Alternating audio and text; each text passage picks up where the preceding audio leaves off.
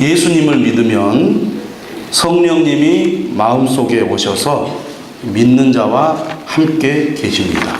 여러분 안에 성령님이 계심을 믿으십니까? 성령님이 우리 안에 계시기 때문에 우리는 예수님을 주님이라고 고백합니다.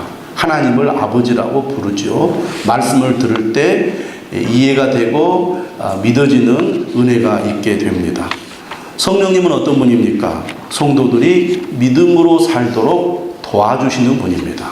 우리가 예수님을 믿는 것도 내 힘과 지혜로 믿게 되는 게 아니고 성령님이 우리 안에 오셔서 말씀을 깨닫게 하고 믿게 해 주시기 때문에 예수님을 주님으로 믿게 되는 것입니다.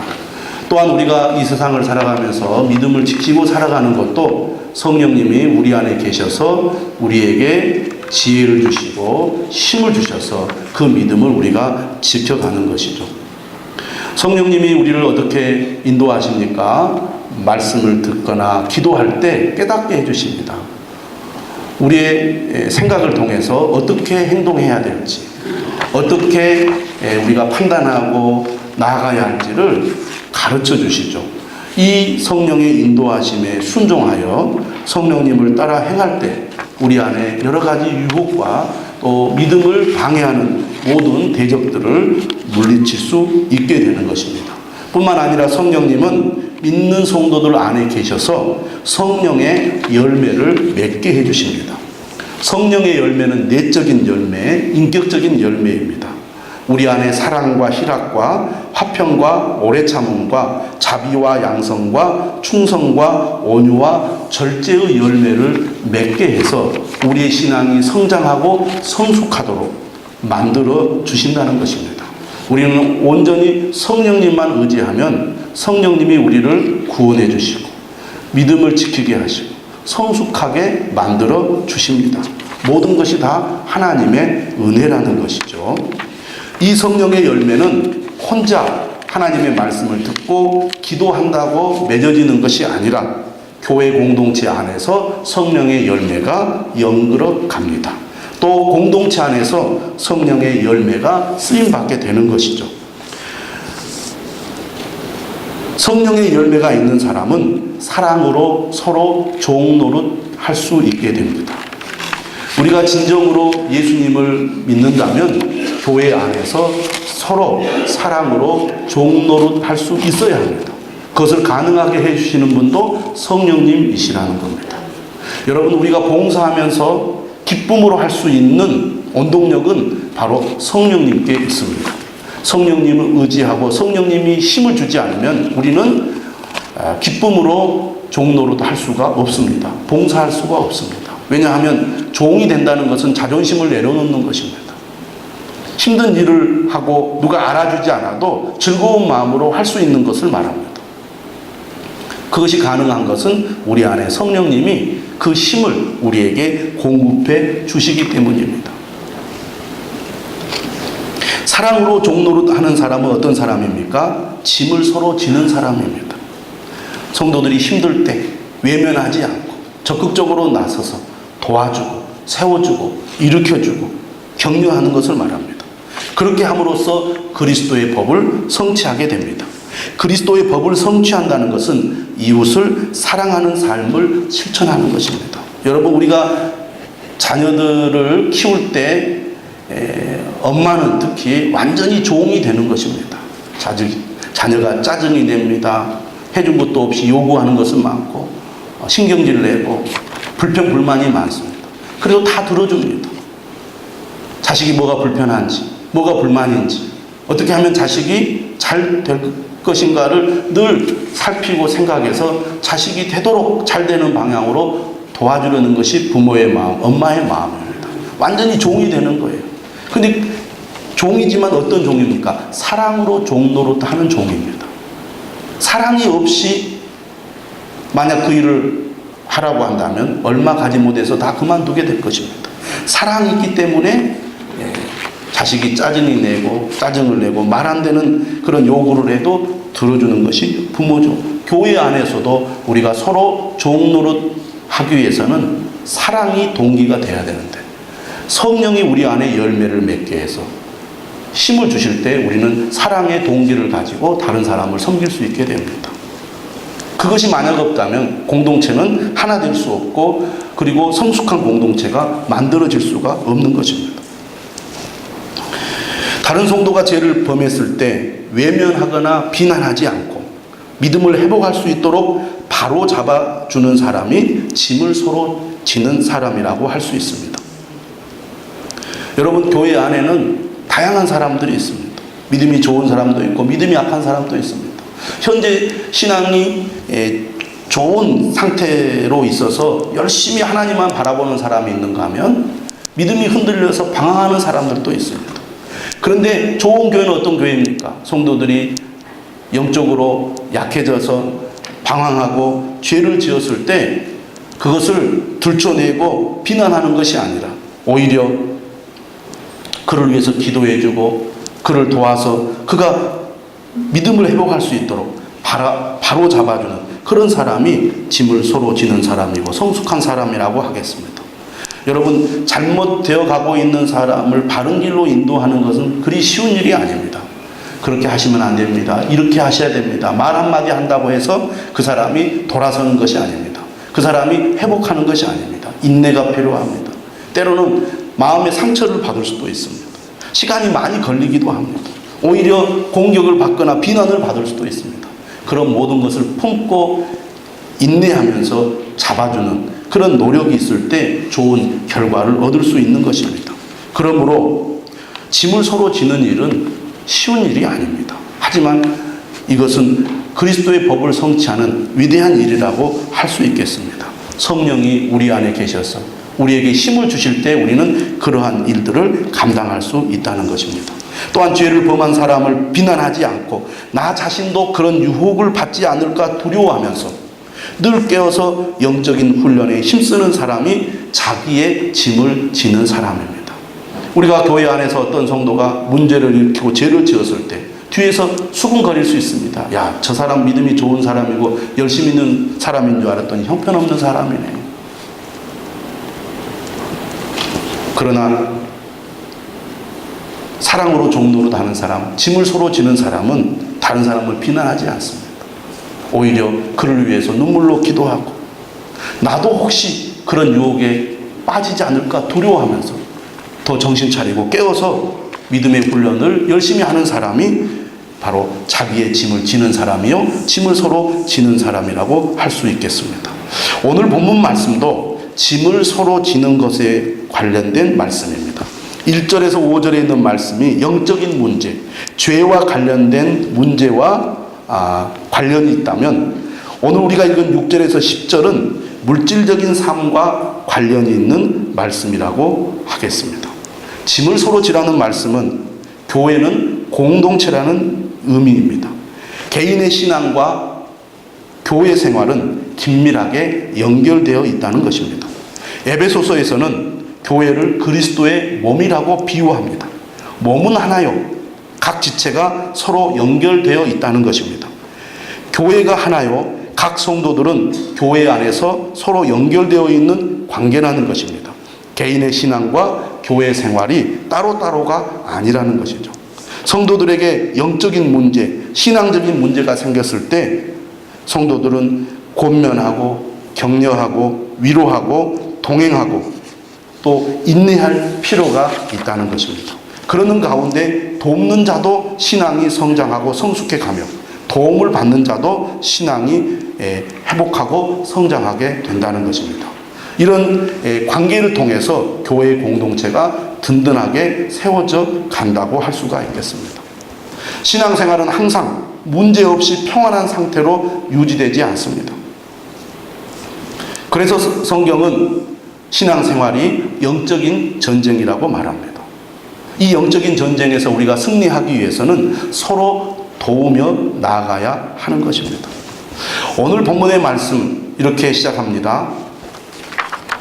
가르침을 받는 자는 말씀을 가르치는 자와 모든 좋은 것을 함께하라. 스스로 속이지 말라. 하나님은 업신여김을 받지 아니하시나니 사람이 무엇으로 심든지 그대로 거두리라. 따라서 합시다. 사람이 무엇으로 심든지 그대로 거두리라.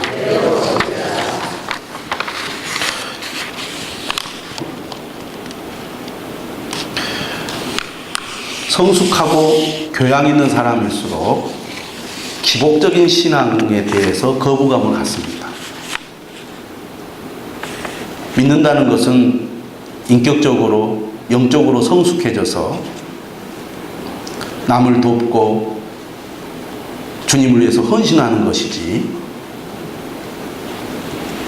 복을 받기 위해서 교회를 다니려고 하는 것은 저속한 신앙이다. 기복적인 신앙이다. 이렇게 생각하는 분들도 많이 있습니다. 또 한국 교회가 그동안 너무 복받으라는 말을 많이 했고, 또 많은 성도들이 복받기 위해서 교회를 다니다 보니까 너무 복을 강조하면 거부감을 갖는 경우가 많이 있고, 교회가 너무 세속적이다, 그런 얘기를 많이 합니다. 그런데 솔직하게 우리 속마음을 들여다보면 사람들은 누구나 다 잘 되기를 원하고 복 받기를 원한다는 것입니다. 맞습니까? 네. 여러분 마음속에 교회로 발걸음을 여러분 움직이는 것도 하나님의 은혜와 도우심으로 뭔가 내 삶의 여러 가지 문제들이 해결되고, 더 나아가서 하나님 우리 가정에도 복을 주십시오, 복 주시기를 원합니다, 그런 마음의 소원이 있기 때문에 발걸음을 교회로 우리가 옮기고 있는 것입니다. 근데 하나님은 어떤 분이신가? 우리가 왜 하나님을 믿는가? 궁극적인 목적은 구원을 받기 위해서입니다. 영적인 문제를 해결하기 위해서 우리가 교회를 나오고 하나님을 믿습니다. 왜냐하면 예수 그리스도를 통하지 않고는 우리가 죄 사함을 받을 수 없고 구원을 받을 수 없기 때문입니다. 이 세상에서 아무리 잘 돼도 우리가 영생을 얻지 못한다면, 구원을 받지 못한다면 이 세상에서의 우리의 모든 수고가 다 헛되기 때문이에요. 그러나 그것이 우리의 신앙생활의 전부이냐? 아닙니다. 그러면 하나님은 단순히 우리에게 영적인 구원, 영적인 도움만 주시는 분이냐? 아닙니다. 성경을 전체적으로 보면 하나님은 우리가 이 땅에서도 하나님의 은혜 아래 잘 되고 복을 받기를 원하신다는 것입니다. 할렐루야. 네, 어떤 분들은 전혀 지금 믿지 않고 의심의 눈초리로 저를 보시는 분도 있는 것 같은데, 성경은 그렇게 말합니다. 빌립보서 4장 19절에 이런 말씀이 있어요. 나의 하나님이 그리스도 예수 안에서 영광 가운데 그 풍성한 대로 너희 모든 쓸 것을 채우시리라. 물질의 복은 우리가 경제적으로 여유가 있고 부자가 되고 풍요로워지는 것은 우리에게 복이 될 수도 있지만, 어떤 면에서는 그것이 우리의 신앙생활에 걸림돌이 될 수도 있습니다. 양면성이 있는 것이죠. 또 하나님은 우리가 물질적인 문제, 경제적인 문제를 가지고 기도할 때 부자가 되는 것 그 자체가 목적이 되어서는 안 된다고 말씀합니다. 왜 원하느냐? 무엇을 하기를 원하느냐? 그것을 통해서 이루려고 하는 목적이 뭐냐? 하나님 그걸 우리에게 질문하시죠. 그 목적이 하나님의 영광에 있다면 우리가 복을 구하는 것, 복을 받는 것, 그것은 성경적이라고 할 수 있습니다. 우리가 여유가 있어서 다른 사람을 돕고 다른 사람에게 넉넉히 베풀 수 있다면 얼마나 값지고 보람된 일입니까? 여러분, 우리가 믿는다는 것은 하나님의 말씀을 따라 우리의 인격과 내면이 성숙해지고 다른 사람과의 관계에서 의미 있는 삶을 살고 질서 있는 삶을 사는 것도 있겠지만, 우리의 신앙생활에는 우리의 힘과 능력을 넘어서서 내 힘으로 할 수 없는 능력을 받는 것도 있다는 것을 우리가 알아야 합니다. 대표적인 것 두 가지를 꼽는다면 우리의 신앙생활에는 신비한 영역이 있는데, 그 첫 번째가 저는 기도라고 말씀드리고 싶습니다. 우리가 성경을 통해서 우리의 인격이 성장하고 인간관계가 더 성숙해질 수도 있지만, 우리가 말씀을 따라 기도하면 내가 할 수 없는 것들을 하나님이 이루시고 문제를 해결해 주신다는 것입니다. 정말 내가 잘 되기를 원하고 내 삶의 여러 가지 문제들을 해결하기 원한다면 우리는 하나님의 약속의 말씀을 붙들고 기도해야 될 줄로 믿습니다. 아무리 내 힘으로 애를 쓰고 노력해도 안 되는 것을 하나님은 이루시기 때문입니다. 성경은 기적을 말합니다. 하나님은 기적을 행하시는 분입니다. 우리가 기도할 때 하나님은 기도라는 통로를 통해서 기적을 행하시는 분입니다. 근데 이런 하나님의 능력은 우리가 하나님의 말씀대로 순종하지 않으면 체험할 수 없는 것입니다. 그래서 그런 것들을 부정하거나 모든 것들을 합리적이고 상식적인 사고 안에서만 생각하는 분들은 그런 게 어디 있어? 옛날 과학이 발달하기 전에 일어났던 일이지 지금은 그런 일이 일어날 수 없어, 이렇게 생각하는 분들도 있을지 모릅니다. 그러나 그렇지 않습니다. 하나님은 우리의 생각과 능력을 뛰어넘는 분이십니다. 지금도 우리가 믿음으로 순종하고 말씀을 따라 기도하면 하나님께서는 우리의 힘으로 도저히 할 수 없는 것들을 이루신다는 것을 믿으시기를 바랍니다. 그래서 신앙생활에서 기도가 중요한 것입니다. 내 힘으로 모든 것을 해결해 보려고 하는 그런 자세 나쁘지 않지만, 그러나 우리가 내 힘으로 모든 것을 할 수 없다는 것 또한 인정하는 그런 겸손함이 필요합니다. 그래서 기도가 중요한 것이죠. 물론 기도는 내 소원을 이루어주는 것만이 기도의 전부가 아닙니다. 진정한 기도는 하나님의 뜻을 구하고 하나님의 일을 행하는 도구로 사용되는 것입니다. 또 그렇게 사용될수록 하나님의 더 강력한 기적과 응답이 나타나는 것이 사실입니다. 두 번째로 우리가 하나님의 신비한 능력을 체험하는 통로가 있는데, 그것은 뭐냐면 바로 오늘 본문 말씀 심는 대로 거두리라는 말씀입니다. 고린도후서 9장 6절에서 7절 이렇게 말합니다. 이것이 곧 적게 심는 자는 적게 거두고 많이 심는 자는 많이 거둔다 하는 말이로라. 각각 그 마음에 정한 대로 할 것이요 인색함으로나 억지로 하지 말지니 하나님은 즐겨내는 자를 사랑하시느니라. 정말 우리 가정이 경제적으로 궁핍하지 않고 하나님이 주시는 풍요로운 삶을 누리기 원한다면 저는 오늘 갈라디아서 6장 7절의 말씀을 여러분들이 순종함으로 받아야 된다고 믿습니다. 어떤 분은 이렇게 생각할 수 있어요. 교회가 헌금을 거두기 위해서 이런 말을 하는 거라고. 여러분, 하나님의 말씀은 진리입니다. 할렐루야. 그렇다면 오늘 이 갈라디아서 6장 7절의 말씀도 진리라고 믿습니다. 우리는 우리의 생각과 우리의 견해와 다르다고 하나님의 말씀을 부정해서는 안 됩니다. 여러분, 너무나 당연한 얘기를 오늘 본문은 하고 있습니다. 심는 대로 거둔다는 것은 자연법칙입니다.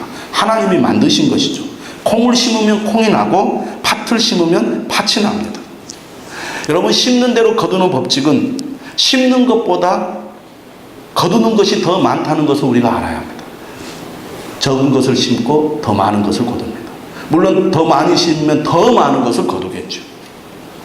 그리고 이 심는 대로 거두는 법칙을 보면 심고 열매를 거두기까지는 시간이 걸립니다. 하지만 반드시 거두게 되어 있다는 것입니다.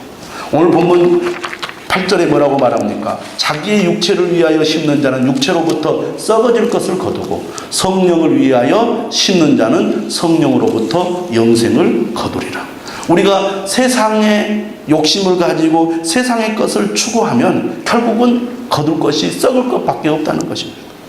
그러나 성령을 위하여 우리가 이 세상에서 하나님의 뜻을 따라 믿음의 것을 심으면 결국 성령으로부터 영생을 거두게 된다는 것입니다. 이런 의문을 우리가 던질 수 있습니다. 갈라디아서 앞의 부분은 우리가 의롭게 되는 것은 율법의 행위로 말미암지 않고 믿음으로 말미암는다고 말씀하고 있습니다. 근데 오늘 우리가 읽은 이 말씀은 이 사도 바울이 앞부분에서 하신 말씀과 좀 모순되는 것처럼 느껴집니다.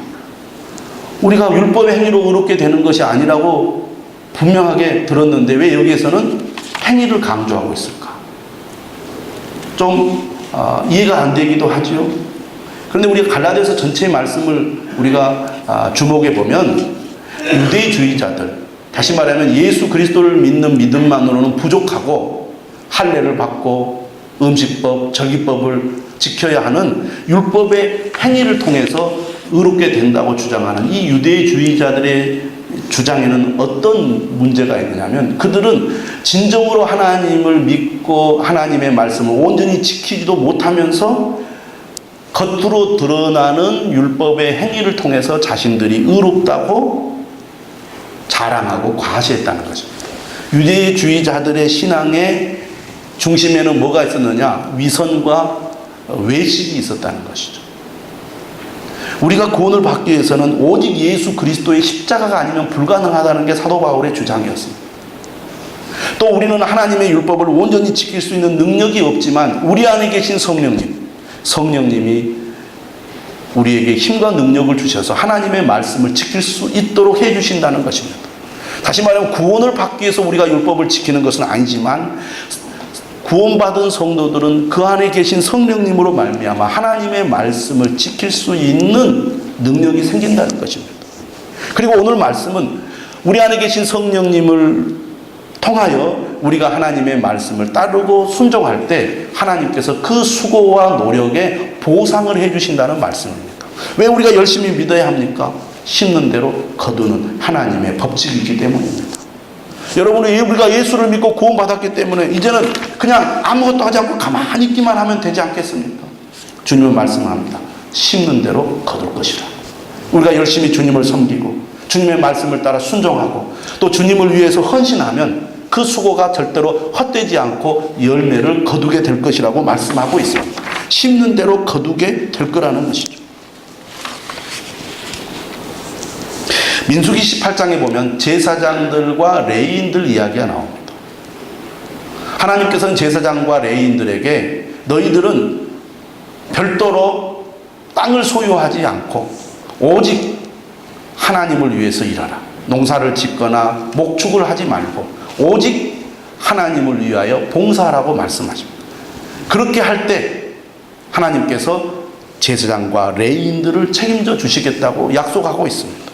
그 내용이 18장과 19장에 나오는데 18장에 보면 하나님께서 이스라엘 백성들에게 제사장들을 위해서 하나님께 제물을 바칠 때 어떤 제물을 바치라고 말하느냐면 첫 소산, 곧 제일 좋은 기름과 제일 좋은 포도주와 곡식을 드리라고 말합니다.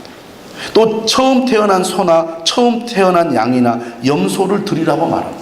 또 19장에 보면 레위인들을 위해서는 이스라엘 백성들을 향하여 11조를 드리라고 말하고 있습니다. 하나님께서 이스라엘 백성들을 축복하시면 이스라엘 백성들은 하나님께 거룩한 성물로 제물을 드리고 11조를 드림으로써 하나님의 은혜에 감사라고 말씀하고 있습니다. 그리고 제사장과 레위인들은 이 백성들이 드린 제물과 11조를 가지고 생활하도록 그렇게 말씀하셨습니다. 너희들을 그렇게 책임져 주시겠다는 겁니다. 이스라엘 백성들에게 축복해 주시겠다는 것이죠.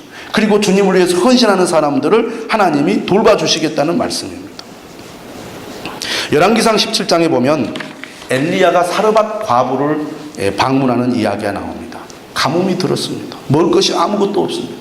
이제는 다 굶어 죽을 수밖에 없는 그런 열악한 상황에서 엘리야가 사르밧 과부를 찾아가서 먹을 것을 만들어 달라고 요구합니다. 이때 사르밧 과부가 말합니다. 통에 가루 한 움큼과 병에 기름 조금뿐입니다. 이것을 음식으로 만들어서 내 아들과 함께 먹고 이제는 모든 것이 다 떨어지기 때문에 죽으려고 합니다 라고 엘리야에게 이야기를 했을 때 엘리야가 어떻게 이야기합니까? 두려워하지 말라. 먼저 그것으로 나를 위하여 작은 떡 한 개를 만들어 내게로 가져오고 그 후에 너와 내 아들을 위하여 만들어라. 그리하면 하나님께서 비가 내리는 날까지 그 통의 가루가 떨어지지 않고 그 병의 기름이 없어지지 않게 해 주실 것이다. 상식적으로 보면 이해가 안 되는 말이지만 사르밧 과부는 엘리야의 말을 믿고 그대로 순종했습니다. 먼저 엘리야에게 음식을 만들어 바쳤고 엘리야는 맛있게 그 음식을 먹었습니다. 그 후에 통을 열어보니까 가루가 떨어지지 않고 병을 보니까 기름이 떨어지지 않았습니다. 하나님의 말씀대로 먼저 심었더니 계속해서 거두는 복을 주셨다는 것이죠. 성경을 보면 이처럼 다른 사람을 위하여 서로 짐을 지는 그런 일이 얼마나 귀한 일인가를 잘 보여주고 있습니다. 오늘 본문 6장 6절에 이렇게 말합니다. 가르침을 받는 자는 말씀을 가르치는 자와 모든 좋은 것을 함께하라. 가르침을 받는 자는 성도입니다. 말씀을 가르치는 자는 목회자이죠. 성도들은 목회자와 모든 좋은 것을 함께하라. 여기서 모든 좋은 것은 넓은 의미로 해석할 수도 있지만 이 본문의 맥락에서 우리가 이해를 한다면 경제적인 지원을 의미한다고 하겠습니다. 이 말씀은 어디에도 있느냐면 10절에도 있어요. 10절에도 이렇게 말하죠. 그러므로 우리는 귀에 있는 대로 모든 이에게 착한 일을 하되 더욱 믿음의 가정들에게 할지니라. 여기에서 나오는 착한 일도 어려운 형편에 있는 사람들에게 경제적인 지원을 하는 말씀으로 이해할 수가 있습니다. 우리가 신앙생활, 교회 생활을 할 때 다른 사람과의 관계가 중요하죠. 오늘 본문은 세 종류의 사람들과의 관계를 얘기합니다. 첫 번째는 목회자와의 관계가 중요하다는 것입니다. 6절의 말씀이죠. 그리고 10절에 보면은 다른 성도들과의 관계가 중요하다는 것입니다. 그리고 세 번째 또 10절에 나옵니다. 믿지 않는 이웃과의 관계가 중요하다는 것이죠. 다른 사람과 좋은 관계를 맺을 때 먼저 우리가 생각할 것은 영적인 도움과 힘을 불어넣는 것입니다. 그러나 오늘 우리가 읽은 6절 이하의 말씀은 재정적 지원과 도움도 아끼지 말라고 얘기하고 있습니다.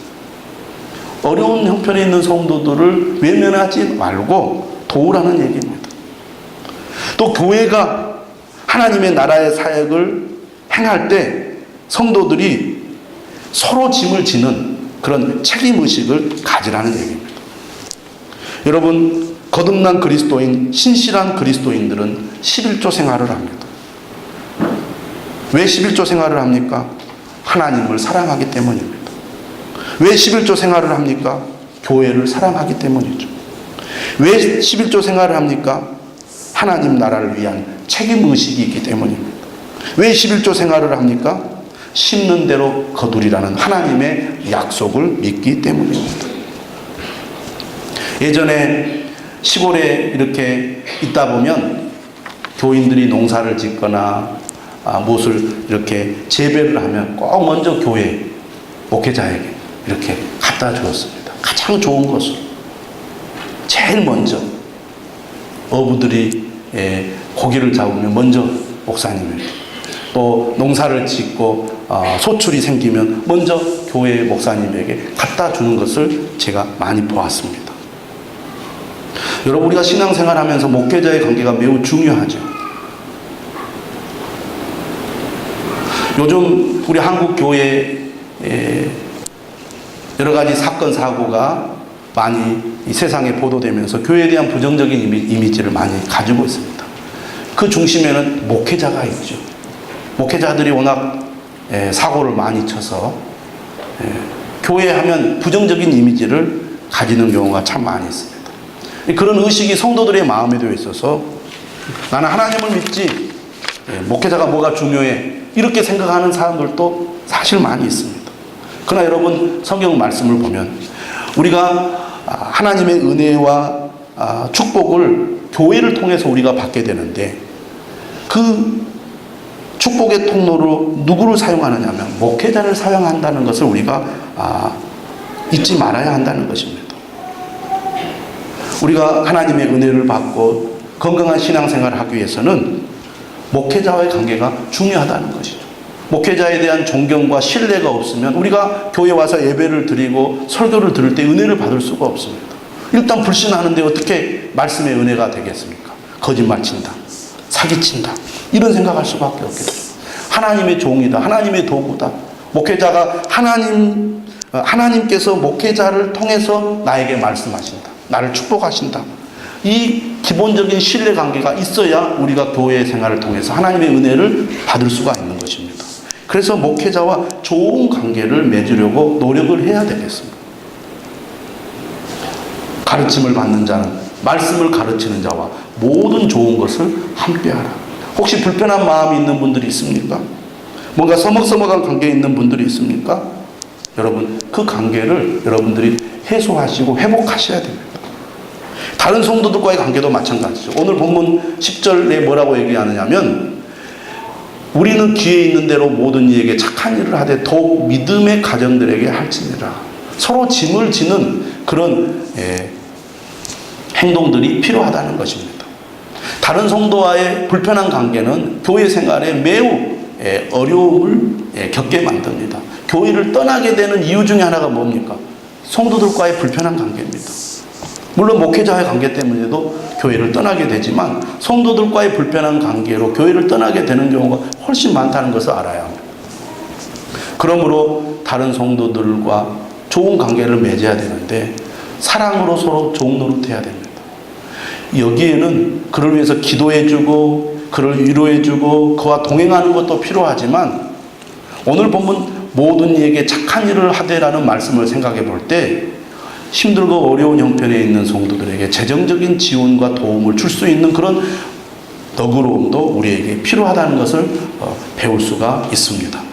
그리고 기회 있는 대로 모든 이에게 착한 일을 하라는 것은 믿지 않는 이웃과의 관계가 중요하다는 얘기입니다.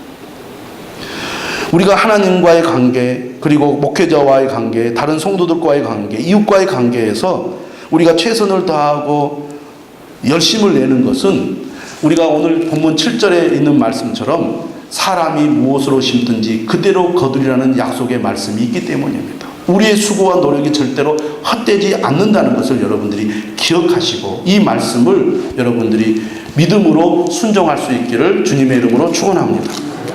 그런데 9절에 이런 말씀이 있어요. 우리가 선을 행하되 낙심하지 말지니 포기하지 아니하면 때가 이름에 거두리라. 다시 말하면 우리가 열심히 주님의 말씀을 따라 심는 일을 할 때 때로는 심는 대로 곧바로 거두지 못하는 그런 일이 생긴다는 것입니다. 그러다 보면 우리가 어떻게 됩니까? 낙심하게 됩니다. 낙심하면 포기하게 되죠. 그러면 열매를 맺기도 전에 우리가 하던 모든 수고가 중단이 됩니다. 오늘 구절은 뭐라고 말합니까?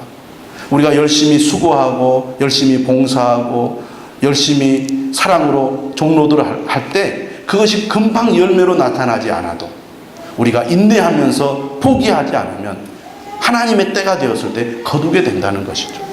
물질을 심는 것도 마찬가지입니다. 하나님 앞에 우리가 헌신하는 것도 마찬가지입니다. 여러분, 믿음은